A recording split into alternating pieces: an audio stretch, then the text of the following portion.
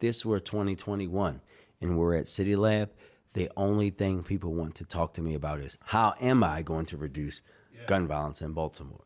Now, the only thing people want to talk to me about, how did I reduce gun violence in Baltimore? And I think it's not just that we did it, it's how we did it. Folks are very, because listen, we're talking about a place that when I was growing up, we had breathing while black policing, right? 7 times in my lifetime, I was sat down on the curb and put in handcuffs, including in the rain, simply because I was outside and looked the way I look, accused of committing crimes that I couldn't have possibly committed because I was 2 hours away at college when it happened. So when you think about that, and think about that, I'm 42 now, but 18 out of the 42 years that I've been alive, Baltimore had over 300 murders. And we went from, in the last 6 years, right, violence has dropped over almost 60% in the city of Baltimore. We're going from 300 plus to now 133, which is still 133 too many for me. But the fact that we've been able to do that and that we've done it in a smart way is important for us.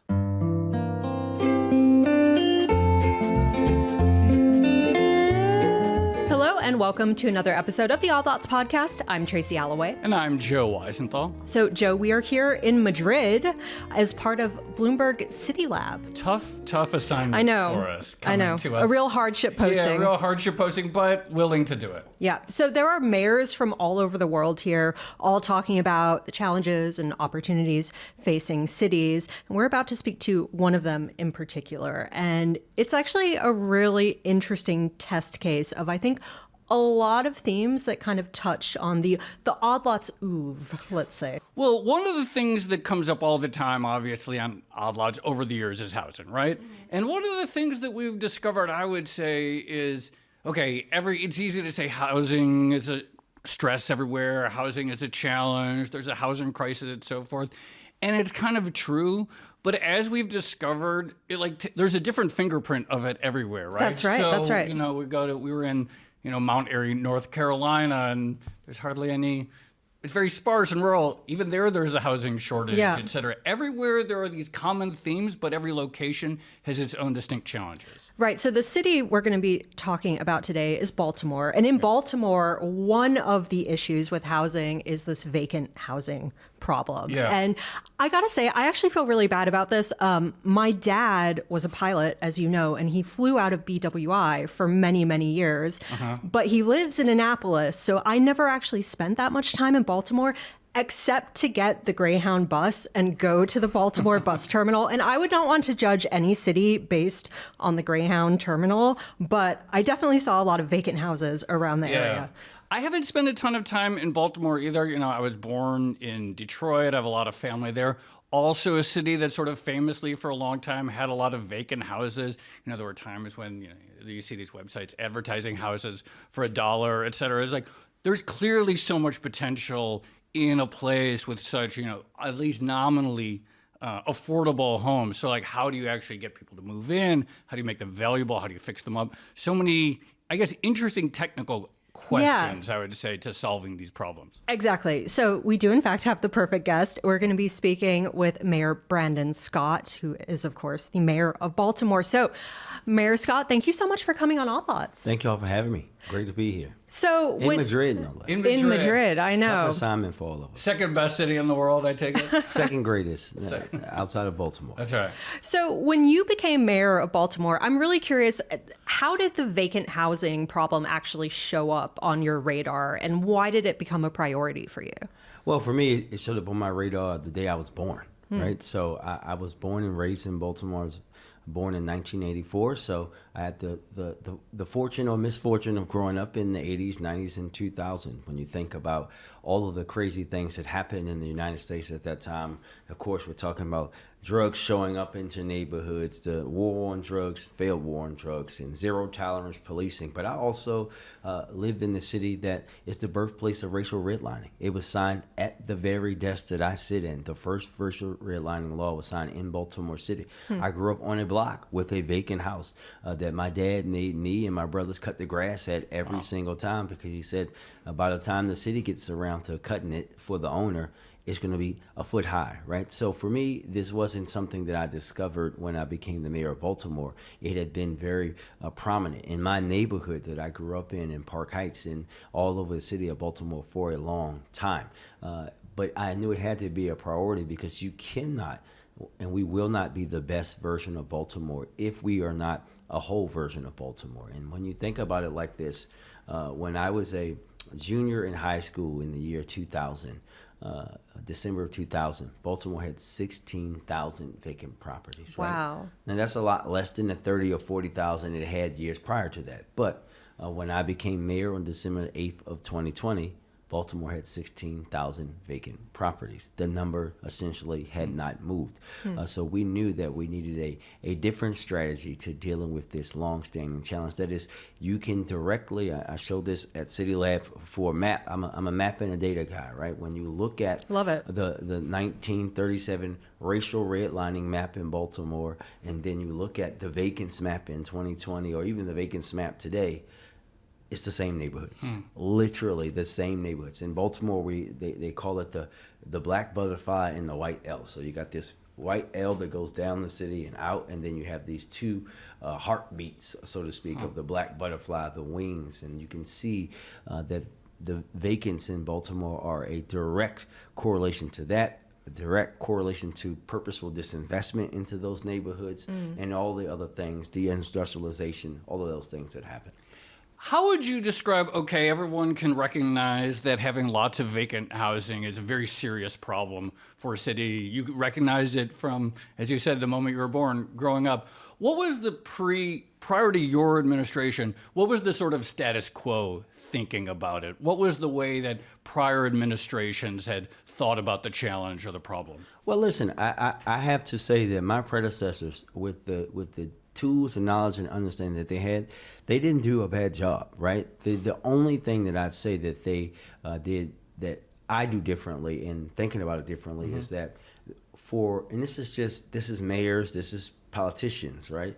Folks like to tell folks that I'm going to handle this issue in my time in office. There's no way in holy hell that any mayor was going to eliminate a vacant housing in Baltimore in 4 years, let alone 8, and some of them, many of them before me got a lot less than even 4 years, right? So when you think about that, the approach for us, it has never been about the approach. Baltimore, between our city government, partnership with the state government, with our private community, with the folks in philanthropic and CDCs and developers, they've always had the strategy. They always had the know-how and the do-how of taking vacants and even demolishing them, turning them to park space, getting them renovated, building a lot of housing, all of those things. It's been about the capital. That's what they did not have. They didn't have the capital, and they did not have a unified strategy that was about something greater than one mayoral term. And I think that's where we have struck gold, so to speak, is that we came out and I stood with the community and Build, which is a community organization that has relationships with churches and communities and mosques and everything all over the city of Baltimore, and represents a lot of residents and neighborhood leaders in our business community and the greater Baltimore community. And myself stood up and said, we are coming up with this strategy that we, as in Baltimore, as a community, not just city government, not just private, not just philanthropic, not just the residents, we are going to end this crisis for good over the next 15 years. And this strategy is our strategy, so that everyone is bought in. That's the difference. And now that we're all working together, and then we got a blessing a few months later. We got a governor elected, and now the governor of Maryland is also a member of that, right? The state government has given us $50 million a year. So now we've been able to, just think about that. I told you it was 16,000 for 20 years, right? So we went from 16,000 when I took office, now down to 11,806 as of early this morning. Do you get a daily report on that? You have it down to the dashboard. It's a website you can go look. It's Reframe Baltimore will tell you how many, right? And the number sometimes fluctuates because we take some off, some go up, but it's that collective way that we've done it, because it's a very, very tough issue for even people to understand. You mentioned like dollar houses. People are like, well, if you sell all the vacants for $1, they'll go away. Yeah. No. Yeah. Because one, the overwhelming majority of the vacants in the city of Baltimore are not owned by the city of Baltimore. They're owned by private folks who are sitting on them, or folks that we have to track down. And many, I hate to say this, a good bit of them were ones that back in the day, one of my predecessors sold for $1. But if I sell you a house for $1 and you don't have the $150,000 needed to actually get it up to living standards, it's still going to remain vacant. Yeah. Well, so on this note, I want to back up for a second and ask what is potentially a very basic question, but how do the houses actually become vacant? Like, what is the typical process by which a house becomes vacant? We've heard the population decline story in Baltimore, but like, it's hard for me to believe people just leave and don't do anything with their houses. So it's a couple of things. One, the thing I can tell you about Baltimore that is probably so much different than any other city is that we're a city of neighborhoods, right? And I literally tell people this, that those neighborhoods can literally be a city of countries. Not two blocks are the same, right? Everything is different. That's why our strategy is block by block. But just to give you the historical context, we know that we got a lot of vacants when suburbs were built, right? Like we had suburbs being built, white flight, all of those things happened. That happened in cities around the country. So we had that. Then we had deindustrialization. We had Bethlehem Steel and General Motors. General Motors is actually the reason why I am here, because my mom's parents moved to Baltimore. My granddad, when they were down to their last $100, was thinking about moving back to rural Virginia, got a job at General Motors, and boom, they bought the house where my mom grew up in, and my dad, who was following my uncles, his older brothers and older cousins to Baltimore, visiting in the summertime. My uncles were working at Bethlehem Steel. Him and my mom met, and the rest is history. But those went away. Those jobs went away, right? And then some people did leave. And then when you add on to that a lot of folks that left those houses, and they left their houses, and people died, right? Older folks died. They left them to people who didn't care for them. You had a lot of folks come in and buy up property that were vacant when people did move out, and just sitting on them. They're just waiting for prices to recover. Waiting for the city or someone to come along and give them more than what they paid for, right? But then we have a lot of folks who pass away and their kids are gone and they don't want the property. It runs the gamut. There is not one sole reason why you have so many. But when you think about, we were a city of basically 1 million people, and now we're a city of 600,000, right? You think about the amount of people that left the city of Baltimore for a multitude of reasons. And then when you add on to that redlining, deindustrialization, crime and violence and drugs that just showed up out of nowhere all of a sudden. You add all of those things together, you have really a recipe for disaster, so to speak.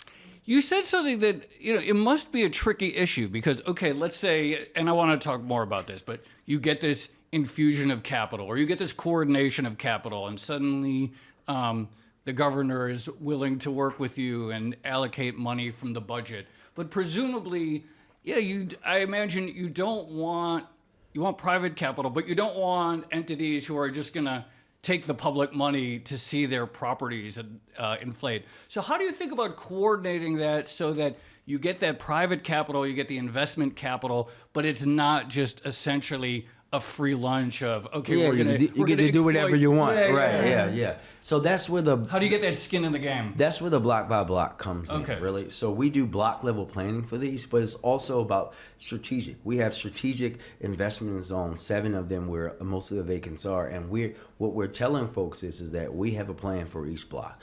And we don't just do big developers. We work with small developers. We work with community development corporations. And the great thing about the city of Baltimore versus Detroit, where folks are like, oh, you guys should create a land bank like Detroit. Well, we visited Detroit, and they're like, well, you guys don't need to do that because your housing department has the authorities that our land bank has now. We didn't have that within the city of government. And now what we've been able to do, because also, it's not that easy to get to the point of getting a vacant back to renovation. So I'll step back and walk you guys how this works.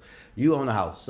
You own a house that's vacant, and and then our housing department, our inspectors come out. Someone complains, there's a vacant house to me. The owner's not taking care of it.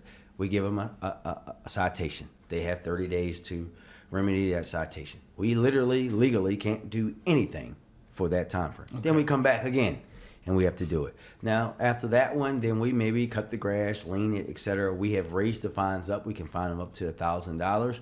Then they get a vacant building notice, right? And if we want to take that property through receivership and all these other things, interim, we have to go to court. And that they know how long that takes. That could take, it used to take 2 to 3 years, right? Now we've worked with the court. We have a special interim docket, right? And we're getting that time down a lot faster.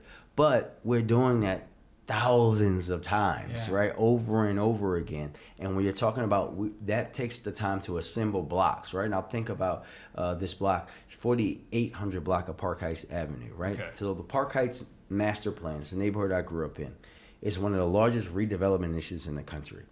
Think about it like this. They started talking about the plan when I was in middle school, right? The city finally was able to have all of the properties acquired when I was a staffer in city government and on the board of their CDC in 2008 and 2009. We finally had them all demolished around 11 or 12. The first new housing units didn't get built until I was mayor, right? That's when you talk about those large amounts of vacant properties, it just takes a long time. When it's a lot of them. The single ones, you can replenish them a little quicker.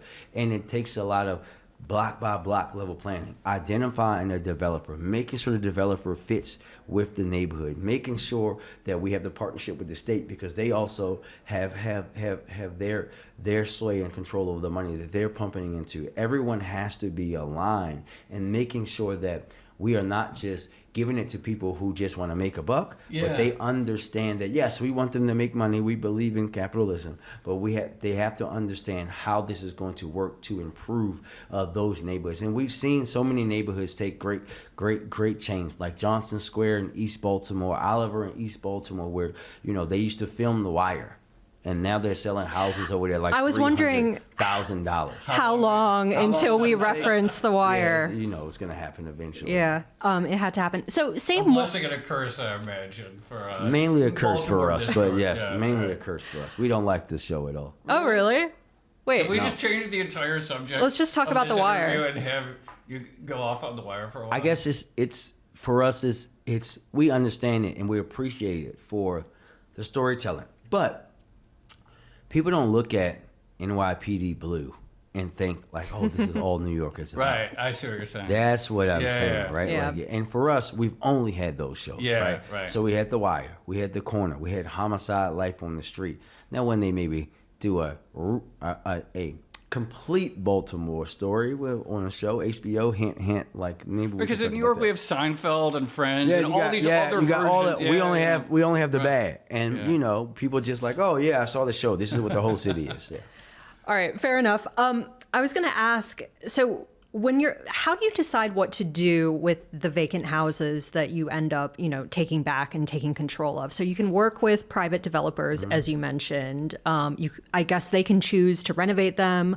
They can choose to demolish them. Like, how do those conversations actually go? That decision about demolish or renovate is made by us beforehand. Okay. If the houses are going to be demolished, we do that. We do that in partnership with the state. The renovation when we award an RFP to someone, we're awarding it for housing, like to renovate, to do that. So we do that, but that again goes back to the block level planning, right? And making sure that we like, okay, in this neighborhood, we need this, right? And this block these houses are too far gone. We're just gonna knock that down, make it park space, or RFP the land, right? This block, this small developer can handle. This block only has 3 vacants and it's a block of 10. They can handle just doing these particular one, or we have scattered sites. So we do that identification through our block by block strategies, through our neighborhood strategic investment areas, identifying those things before we get over to the developers or the CDC or individuals, because we're also one of the most innovative things that we're doing. Folks typically use TIF, tax increment financing, for like new developments, right? For us, think about like Harbor East or Harbor Point, all the fancy areas. Well, we're actually doing it on TIF, and this is the first time. You gotta, what is TIF, this is where I cut in and say, okay, explain how TIF works. Tax increment financing, where essentially like you would put all this money up front and you would get it back on the back end, which is they use to incentivize development all around the country. This is the first time that tool is being used for something that's not a non-contiguous area. So what we're doing is we're using the VBN, the vacant building notice, all across the city, and identifying like we're going to put a TIF on that. So we offered out, and people were going crazy like, it's not going to work, no one's going to apply for this, you have to have it in one area, that's the way the TIF works. Well, we put out in our first round $28 million worth of TIF financing.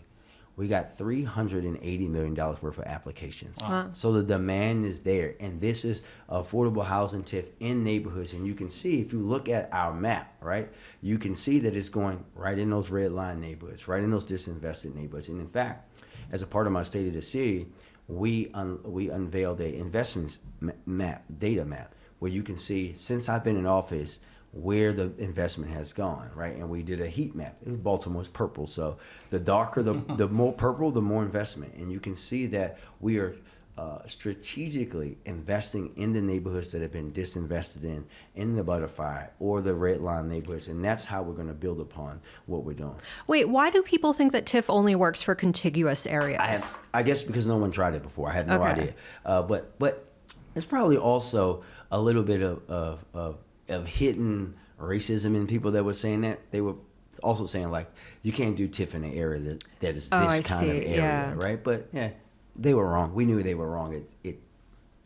The numbers speak for themselves. How much do you think about like the specific types of houses? Let's say you raise a tract of land or whatever, and you're thinking, okay, reimagining what this space can be. How much are you planning the specific type of housing that you want in an area, whether it's multifamily rental, condos, freestanding solo home? Like, how do you think about like envisioning what the neighborhood should or could be? Again, I'm gonna go back to the neighborhood block level planning. Okay. And so this is Baltimore, right? So those neighborhoods love their neighborhood aesthetic, and they want to keep them as much as possible, right? So even, for example, in that block of Park Heights that I talked about, where we knocked down, we have row homes, connected row homes for the most part in Baltimore. Yeah. We have single family too. I live in one, but connected row homes.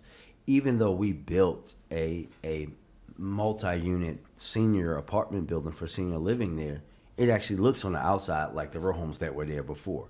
So we have to make sure that we're meeting the aesthetic of the neighborhood and what the neighborhood actually needs. So that neighborhood needed that, right? It needed places for our older adults to actually, who want to remain in the community, to do that. The next phase that we're doing there, that we'll break ground on before the year's out, hopefully, is the first home ownership opportunities built there since my grandmother and grandfather moved to the neighborhood, right? Wow. So that's the way that we're doing it, and it just depends on where you are, because we want to mix it.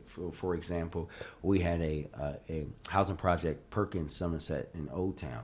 Now we have the new one where we have the mixture, right? We have mixed income. We have to make sure that we're providing a multitude of opportunities, because it can't just be all high end. It can't just be all affordable. We need working class, all of those things. So one of the other things you're doing is taxing vacant land. Yeah. And we've done, or vacant houses, I should say. We've done episodes on Odd Lots about a land tax.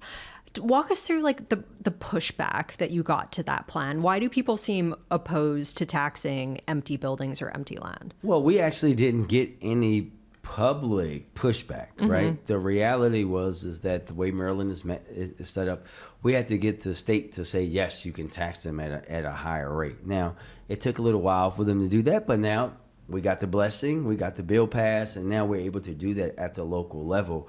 And I think that it's just that there's been this theme, right? So we're an independent city. There's no county government for us. Amen. Hallelujah.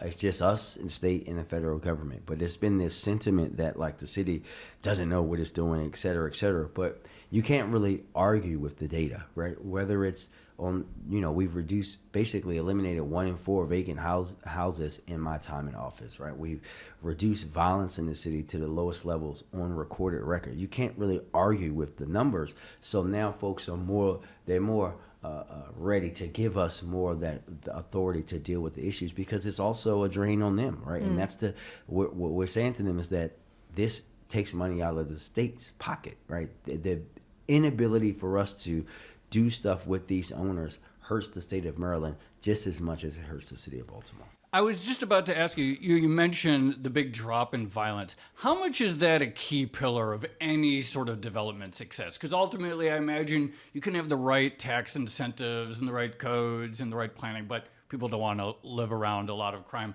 How much has that decline been a sort of, I guess, a tailwind to the entire project? I think that it is the number one reason why Baltimore is so hot right now. Because after all of those years, I'll just say it like this. If this were 2021 and we're at CityLab, the only thing people want to talk to me about is, how am I going to reduce gun violence in Baltimore? Now, the only thing people want to talk to me about, how did I reduce gun violence in Baltimore? And I think it's not just that we did it, it's how we did it. Folks are very, because listen, we're talking about a place that when I was growing up, we had breathing while black policing, right? 7 times in my lifetime, I was sat down on the curb and put in the handcuffs, including in the rain, simply because I was outside and looked the way I look, accused of committing crimes that I couldn't have possibly committed because I was 2 hours away at college when it happened. So when you think about that, and think about that, I'm 42 now, but 18 out of the 42 years that I've been alive, Baltimore had over 300 murders. And we went from, in the last 6 years, right, violence has dropped over almost 60% in the city of Baltimore. We're going from 300 plus to now 133, which is still 133 too many for me.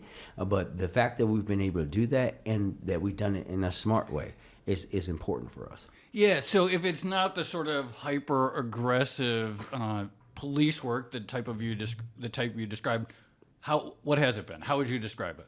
Well, let me just start to say that doesn't work, right? So if you think about those years of zero tolerance, so I'll give you a year, for example, 2004, the city had 278 homicides, right? They arrested 91,000 people in a city of 600,000. Oh my God. Last year we had 133. We arrested 17,000 people. Significantly less homicides with significantly less arrests, because it's never been about how many people you arrest. It's always been about who and for what. And the way that we've done it is by law, a law that I passed as the city council president in 2019, the mayor of Baltimore has to present a comprehensive violence prevention plan at least every 2 years. And that is what we did in 2021. I unveiled our first comprehensive violence prevention plan. I said that we would reduce homicides in the city by 15% from one year to the next, and people literally laughed. Because one, they thought that was ridiculous, and two, they said it's not going to work the way you say, because we're going to be smart on crime, right? Being smart on crime is how you really get tough on it. Yeah. We're going to throw away the idea that you just go out and arrest everybody for everything and crime will go down, because it didn't. But what we've been able to do is, one, we use our focused deterrence model, what we call GVRS, the Group Violence Reduction Strategy, which we actually use data, which is something also funded partially by the good folks at Bloomberg, to identify who are the most likely to be the victim or perpetrator of gun violence. And we actually go to them, many of them, and say, they get a letter directly from me that says, I know who you are, I know what you do. Wow. This is your one chance to change your life. We will help you in any way that we can. If you need housing, job training, education, if you want to be relocated, we'll do that. But if you don't stop doing what you're doing, I am going to bring the hammer down on you and we're going to remove you. Out of the folks who have taken us up on that, over 90% of them have not been revictimized or recidivated. When you think about that, and then at the same time, we put $50 million into our community violence intervention ecosystem, where we pay people who used to be involved in that life to prevent conflict, to go out there through Safe Streets and We Are Us and these other organizations to do that great work, because there are things that our police officers could never get in between because no one's going to tell them that, right? Yeah. But at the same time, we also focus on the flow of guns. We're going after gun stores. We won the largest settlement against a gun store in this country's history.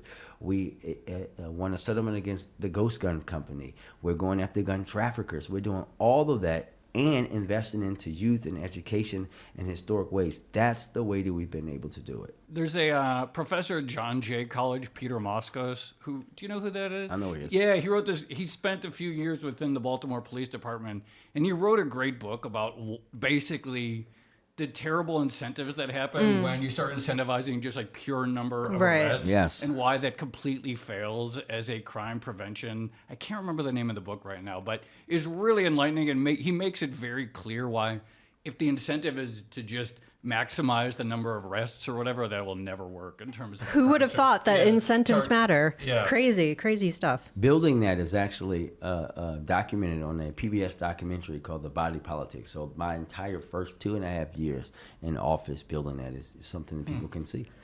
Can I ask, how does safety play into actually attracting capital back into the city? Because I get that, if you're a business or a developer and you're thinking of putting money into Baltimore, you want to see the crime rate go down, but do people get really specific about it? Do they have targets okay, once homicides are under 100 per year, we'll go in? So yes and no, right? I will tell you that, for example, if we're at the International Shopping Centers Conference in Vegas every May, a few years ago, let's say 21 and 22, folks will be saying to Mr. Mayor, I love Baltimore, but until you guys, reduce homicides and shootings, we can't invest there. But then you would get folks that would say, until you guys get under 300 homicides, right?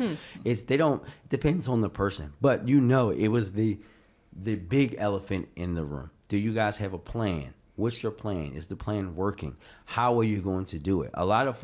Some folks would still invest if you show them the plan, even before we actually were able to implement the plan.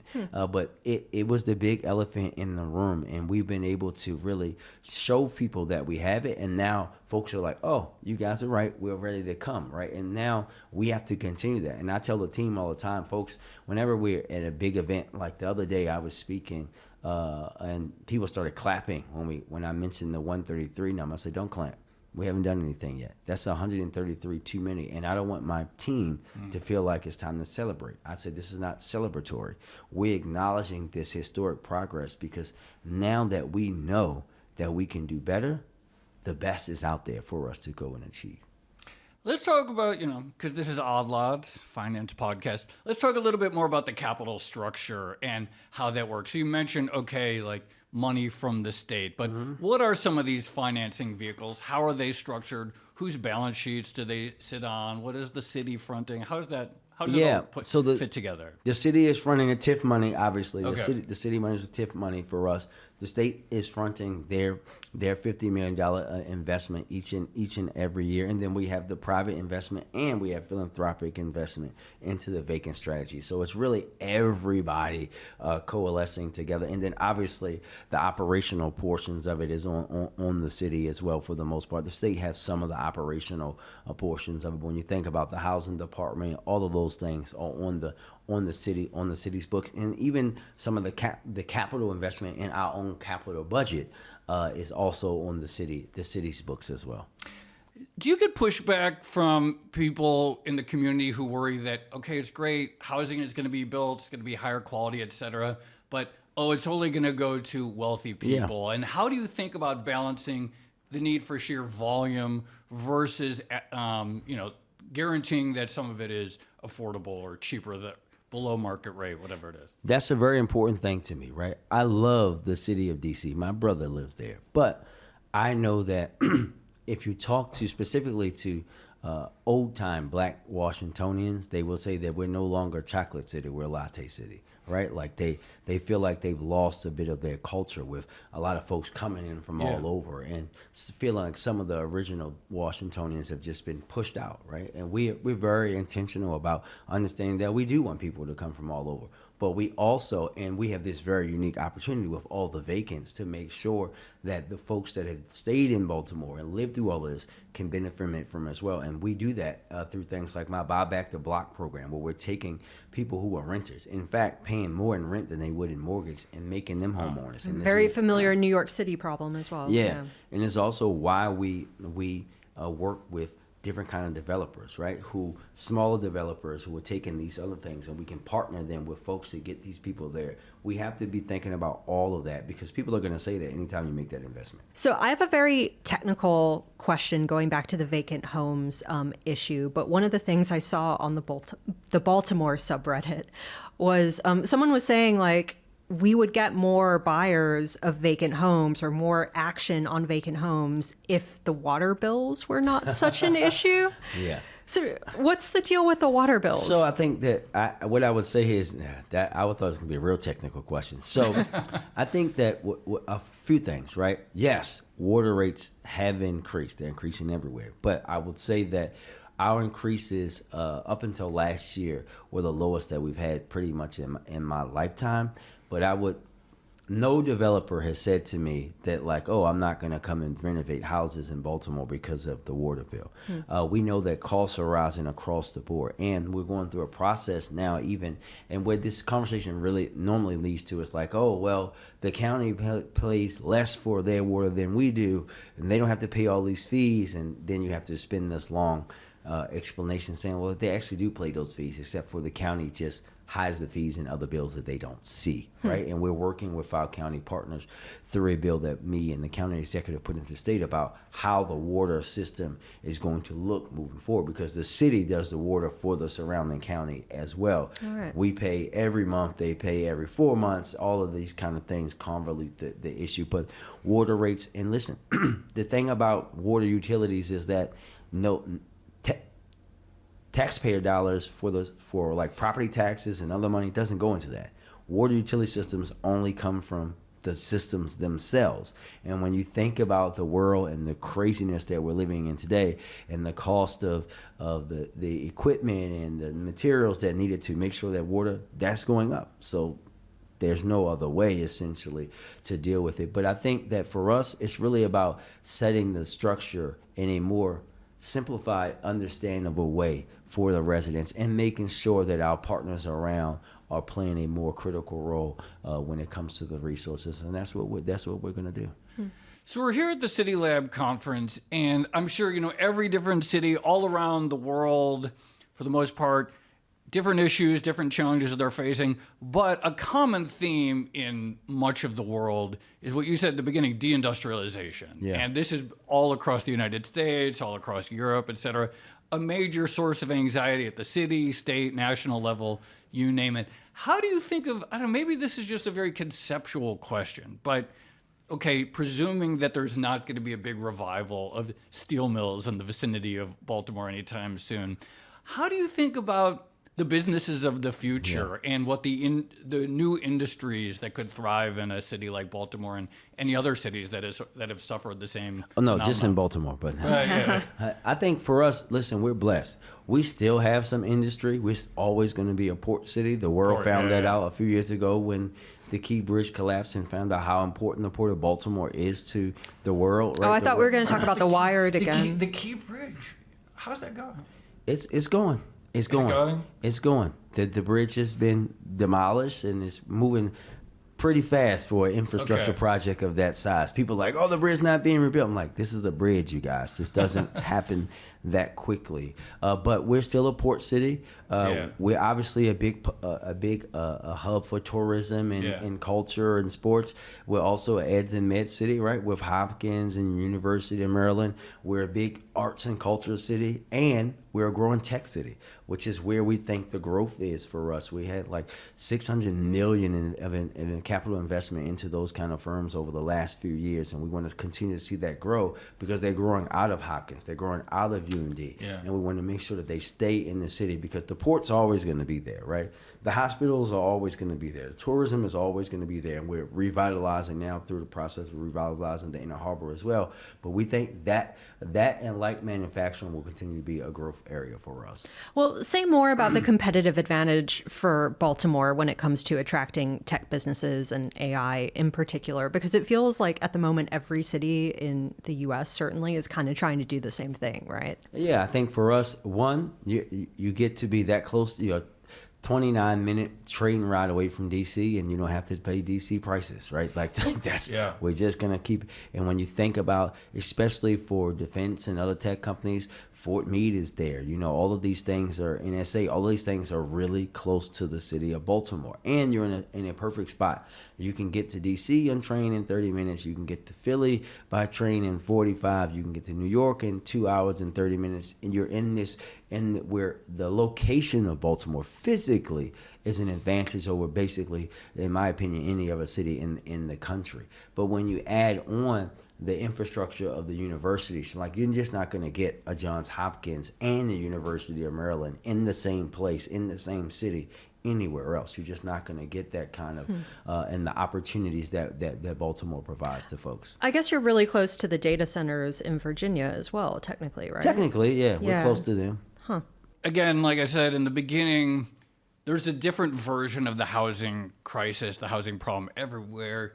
In New York, a lot of the discourse is just about zoning rules or people finding it takes too long to get a permit, et cetera. What is the Baltimore version of that story in terms of... Listen, everywhere you go, you're going to hear the same thing. Whether it's me and Mayor Mondami talking about it or Mayor Van Johnson from Savannah, we all talk about making sure that our systems are working better, right? We're going through that now. When I took office, they were still doing timesheets by hand in city government. Wow. Right? So think about that, right? Now that we can modernize those systems and we're modernizing our permit systems, different agencies had systems that didn't talk to each other. Are there times that, in terms of, someone submits an application or someone submits an application to make a change to a building or something like that, are there times that you track and you could say, okay, this has substantively gotten shorter or faster?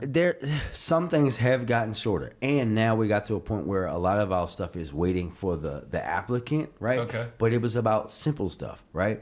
Well, there wasn't, the applicant put something in, we put it back. The system didn't automatically notify the applicant. Now they were made it waiting on them, right? Those kind of simple things when you're talking about operating a city government are important to have from a systemic point of infrastructure point of view, making sure that those things are there, making sure that you have the staffing necessary to go through all of the things that are necessary. And that's where we've been really focusing, building that infrastructure up, both from the data side and the technical side, but from the human capital as well, because you need both of them. Do you have a favorite KPI when it comes to local government efficiency, like a number that you watch to try to judge the progress you're making? Well, see, for me, I hate to say this, but that one is always going to be the violence number for me. That's the one. Where are we? Every day when I wake up, that's the first thing. Well, now it's in the afternoon while I'm here, but every day when I wake up at home, it's the first thing that I look at. And then it's also the vacants number, right? Where are we today? How many? Has it gone up? Has it gone down? We want to make sure that we're hitting our goals, right? Are we at our 15% goal for violence this year, right? That's what I want to see continuously to do that. But I have a lot of things that I follow. I'm a dashboard data person, so I have dashboards. We have a housing dashboard, public safety dashboard. We track a lot of things on dashboards. I hate to even ask this question because it's so trite and so cliche to ask, but I'm just going to ask it anyway.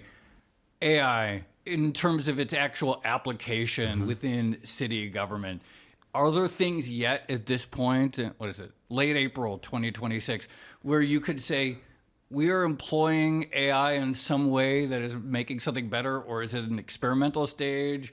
Do you have a lot of vendors promising magic if you adopt their solution? No, that would never happen. No one promises that their thing is going to solve the problem.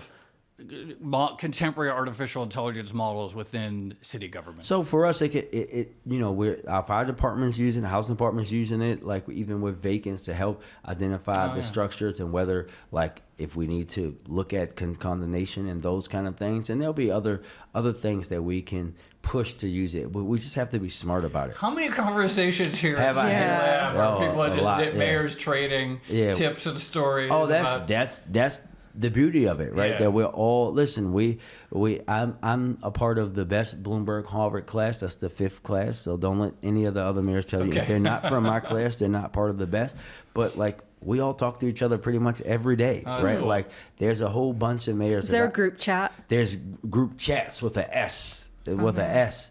So we talk to mayors every day. I'm the president of the African American Mayors Association. We talk to each other every day. We're always sharing things. If you're a mayor, one of the best things that you have to be, in order to be a great mayor, you have to be a great thief. You have to steal from mayors across the country and steal ideas and make them better for because if you're not learning from your counterparts, who are you learning from?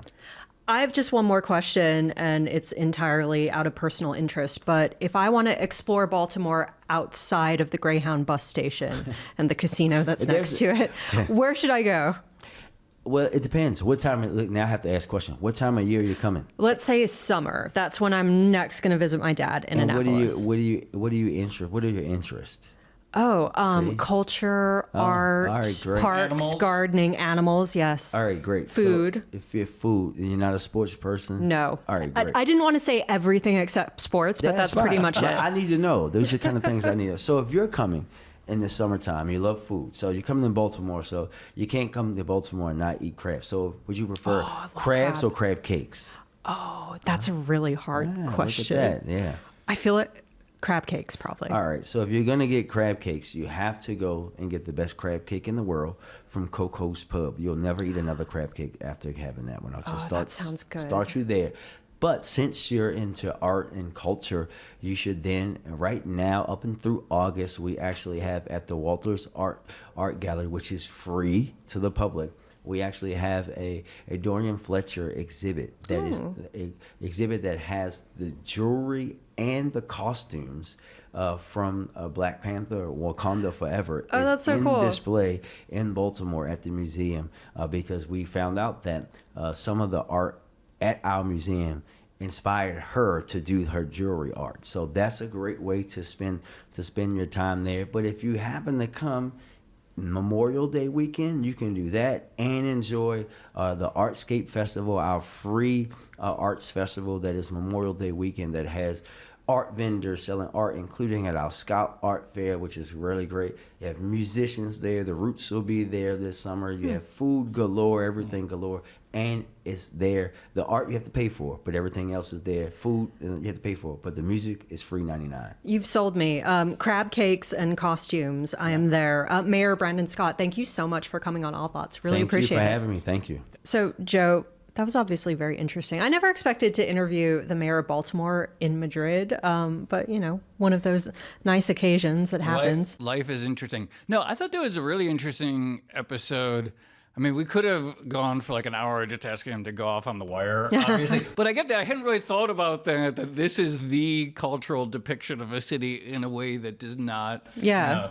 The richness of the depictions of New York City, totally different, totally unfair. I also thought it was like interesting, this thought, and I sort of had it before, but it really makes sense. Like, crime has to be the number one thing. And sometimes I think that there are certain questions that economics itself as a discipline is sort of ill-equipped to deal with. And look, you can have all the sort of right zoning and tax structures and capital structures in the world, but if people don't want to live in the vicinity of high crime rates, it's going to mean nothing, but that is going to be sort of a limit to what you can do on paper or with money or anything like that. Yeah, and I thought it was really interesting to hear how, I guess, developers / businesses are actually thinking about it, because, like, yes, it's at the forefront of everyone's mind, but it's kind of interesting to hear maybe a specific business will be like, we're interested once the homicide rate is below this particular number. I guess you have to have like a numerical target in your mind as well. Yeah, that makes sense. Everyone, should read the Peter Moscow's book. It's about, he spent a year within the Baltimore Police Department. It's a really good, it's this cliche that we talk about in many fields, which is that, once something becomes a measure, once you start targeting a measure, it stops being useful, right? Yeah. So maybe in theory, at one point, there might have been some relationship between the number of arrests that you make and the size of the crime rate. Yeah. Suddenly, then you're like, okay, let's prioritize making arrests. And then once the measure becomes a target in its own right, it completely falls apart. And it's sort of intuitive, but he really walks through exactly how and why that fails from a policing perspective. It's really one of the more interesting books that I've read. Yeah, that was a stunning figure, this idea that the number of arrests has gone down so much along with the homicide rate. I had no idea how many arrests there actually were before. That was crazy. I think we should go to Baltimore, Sam. No, seriously, it sounded like, he made a very good case. He pitched to you at the end, started thinking about the crab, the food, the music, the art. I was like, yeah, we should, I guess you're going to be there regardless, but now I want to take another Baltimore. I'll be at the bus station and then moving onwards. But I think this time I'm gonna try to stay for a day or two.